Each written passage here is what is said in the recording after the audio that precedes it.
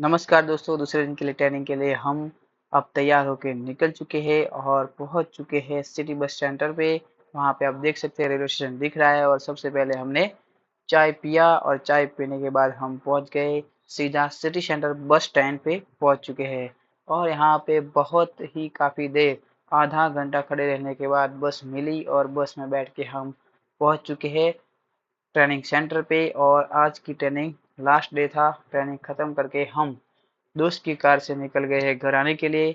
और सबसे पहले पहुंच चुके गुजरात गैस, वहां पे गाड़ी में गैस फुल करवाया और हम निकल चुके हैं दोस्तों के साथ। कार में बहुत बातें की और बहुत मौज मस्ती करते करते हम घर के लिए निकल रहे थे। और रास्ते में हमने रजवाड़ी चाय पहुंच गए और वहां पे रजवाड़ी चाय पिया और उसके बाद हम घर आ गए। थैंक यू दोस्तों।